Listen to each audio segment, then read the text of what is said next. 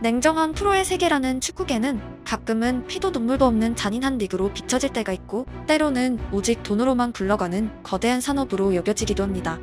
하지만 일부 선수들에게 클럽의 존재는 단순한 직장의 의미를 넘어 좋아하는 친구들과 함께 다닌 목욕 같은 공간이 되는 경우가 있습니다. 직장과 모교의 가장 큰 차이점 중 하나는 함께 울고 웃은 친구가 있었는가, 퇴근하면 연락도 하지 않는 직장 동료만 가득했는가입니다. 맨시티의 카일 워커는 토트넘을 떠난 지 무려 7년의 시간이 흘렀습니다. 그가 임대를 제외한 토트넘에서 보낸 시간을 이미 넘어서 버린 긴 세월이었습니다. 그리고 알려진 대로 맨시티의 최근 7년간 최대 라이벌은 맨유뿐 아니라 클럽의 리버풀이었습니다. 하지만 워커는 만약 맨시티가 PL 우승을 거두지 못한다면 차라리 리버풀이 우승하길 바란다는 대답을 했습니다. 이유는 아스널이 우승하는 것을 볼 수 없다는 단순한 포인트가 있었습니다. 아스널은 토트넘의 최대 라이벌이고, 토트넘 시절 워커는 북런던 더비를 치를 때마다 호랑이가 되곤 했습니다. 물론 얀과 토비 그리고 케인과 손흥민 같은 동료들도 모두 한마음이었습니다. 토트넘은 PL 전체 팀을 통틀어 유독 아스널에게는 절대 지기 싫어하는 강한 기질을 가지고 있습니다. 귀화한 어떤 한국인이 스포츠의 한일전이 시작할 때 태극기를 보고 애국가를 들으며 뜨거워지는 순간 자신이 진짜 한국인이 되었다는 것을 실감난다고 바라는 인터뷰를 봤었는데, 그 지점과 흡사하게 진짜 토트넘 선수가 되었다는 증표는 아스널을 만날 때 느끼는 특별한 감정입니다. 현재 토트넘의 어린 선수들이 영입되면 웃으며 장난을 거는 선배로 자주 손흥민이 등장하고 있습니다. 하지만 손흥민이 입단한 토트넘 시절에는 그 역할이 카일 워커의 것이었다는 것을 알고 계신가요? 그리고 워커가 손흥민을 자신이 아는 가장 멋진 남자라고 말한 이유가 무엇일까요? Just scare him, mate. That's all I want. Just scare him, please. I hope you're enjoying your tour.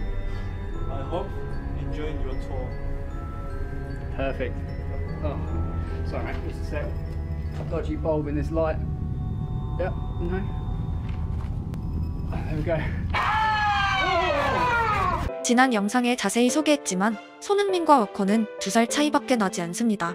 하지만 워커는 2009년에 토트넘에 입단했고, 손흥민은 2015년 입단으로 상당한 차이가 있습니다. 임대를 다녀왔지만 워커는 말 그대로 토트넘의 터줏대감 중 한 명이었고, 토트넘 공식 채널은 어린 선수들이 영입되면 워커가 장난치는 영상을 종종 찍곤 했습니다.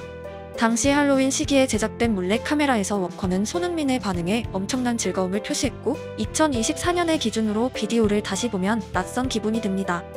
만약 현 시점에 같은 포맷의 영상이 만들어진다면 분명 워커의 역할을 손흥민이 맡게 될 것이고, 놀라는 역할은 사르나 존슨 같은 어린 선수들에게 돌아갈 것이기 때문입니다. 워커는 토트넘 라커룸에서 그런 의미였습니다.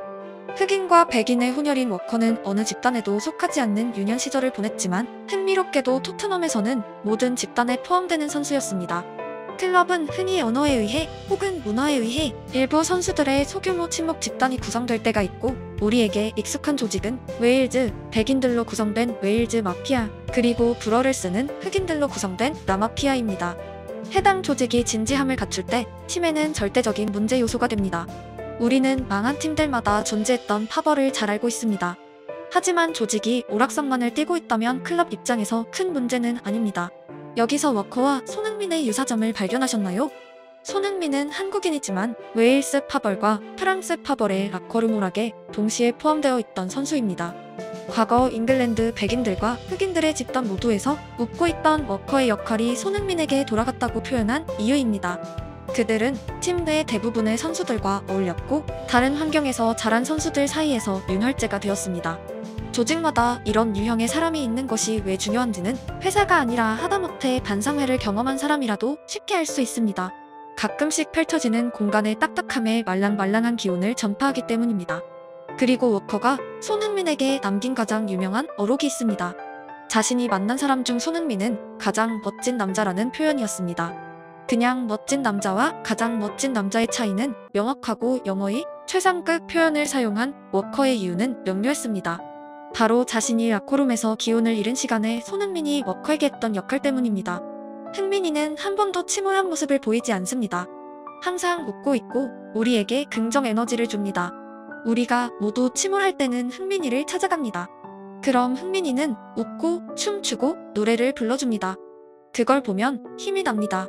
제가 만약 프로 선수라면 정말 가지고 싶은 친구는 우울할 때 웃고 춤추고 노래를 불러줄 사람입니다. 워커와 그의 동료들에게는 손흥민이 그런 존재였습니다. 치열한 경쟁 종목에서 그들은 매일 싸우면서 살아가고 있습니다. 경기장에 입장하기 전에는 훈련장에서 이미 동료들과 주전 경쟁을 위해 승부하고 있습니다. 힘겹게 출전해서 패배하면 참을 수 없는 패배감을 느끼는 승부욕에 불타는 캐릭터들이 다수이고 축구뿐 아니라 일상생활에서도 감정의 블랙홀은 가끔 그들을 우리를 구덩이로 팽개치곤 합니다. 그 모든 순간 아무 조건 없이 이유 없이 우리를 웃게 만들 사람이 있다는 것은 축복입니다. 누군가는 손흥민의 쾌활한 성격이 불같은 선수들 사이에서 무시받을 수도 있다고 말하지만 PL에서 가장 거친 선수 중 한 명인 워커에게 손흥민은 그냥 가장 멋있는 남자입니다. 위험이란 인상 쓰고 욕을 하고 호통을 친다고 주어지는 것이 아닙니다. 공포로 생성되는 침묵은 가짜입니다. 진짜 카리스마는 웃음을 통해서도 발산하고 공간의 중재자는 꼭 근엄할 필요도 없습니다. 그리고 사람들을 경직시키는 능력보다 훨씬 어렵고 근사한 가치는 사람들을 웃게 만드는 능력입니다. 사회생활에서 정말 희소하게 만나는 캐릭터들이며 그 캐릭터가 능력까지 보유하고 있다면 대부분의 경우 강력한 리더십으로 이어지곤 합니다. 많은 사람들은 불같은 성격의 로이킨이 좋은 주장이었다고 기억하고 일부 사람들은 그가 맨유 역대 최고의 주장이라고 말합니다. 하지만 퍼거슨 경은 젊은 시절의 선택과 전혀 다른 결과를 행동으로 보입니다. 그는 로이킨의 다혈질 성격과 투쟁심이 리더에게 걸맞지 않다고 판단했고 전혀 다른 성격의 말랑말랑한 네빌에게 주장 완장을 넘겨버렸습니다. 토트넘의 최근이 스쳐가는 장면입니다. 해당 에피소드가 제법 철학적인 이유는 퍼거슨은 로이킨을 마치 경기장의 자신과 같다고 말했기 때문입니다.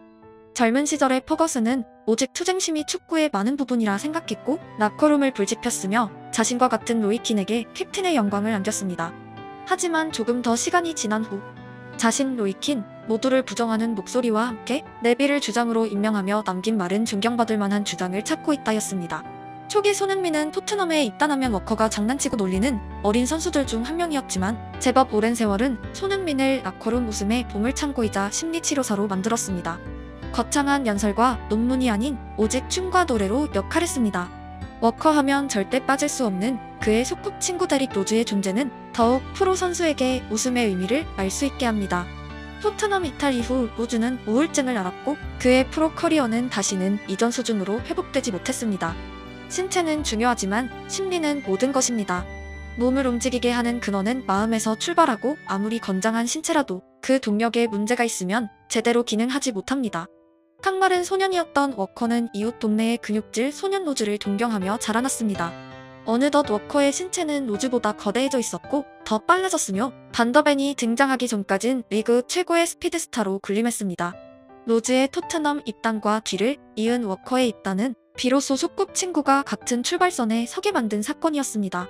하지만 2024년 현재 워커는 여전히 맨시티에 가공할 만한 자원이고 로즈는 사라졌습니다. 로즈 케이스가 안타까운 이유는 우울증은 직업뿐 아니라 일상생활에 영향을 주고 삶의 질과도 직접적으로 연결되어 있기 때문입니다. 질병으로 부르기도 힘들 만큼 현대인들에게 익숙한 단어이고 우리 모두가 주변인을 다시 한번 생각하게 만드는 주제입니다. 사람과 사람의 관계는 결국 많은 부분에서 시간을 채워주는 요소가 될 수 있고 웃음꽃의 시작은 주변인에 의해 파생되는 경우가 흔합니다. 오늘 내가 웃게 만드는 한 명의 존재가 다른 공간에서 역할하고 연속적으로 같은 행위가 이어진다면 결국 세상 전체에 주는 파장입니다. 주장이 된 이후 더욱 라커룸에서 영향력이 공고해지고 새로오는 모든 선수들과 관계하고 있는 손흥민의 역할이 단순한 침묵이 아니라 축구 그리고 삶과도 연결되어 있는 광범위한 주제인 이유입니다. 적응 기억 시 곧바로 팀의 베테랑 같은 활약을 하고 있는 반더벤, 비카리오, 메디슨 등의 선수들이 동시다발적으로 쏟아지고 있는 올해의 토트넘 라커룸은 절대 우연이 아니고 그 공간은 분명 대부분의 선수들에게 편안하다는 것이 모든 매체와 목소리를 통해 전해지고 있습니다. 축구는 경기장에서 마무리되지만 이미 라커룸에서부터 생성되는 장편 드라마입니다.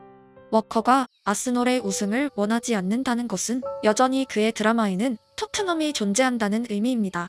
물론 그에게 토트넘이란 그가 살아온 인생이자 함께 걸은 사람들의 총집합입니다.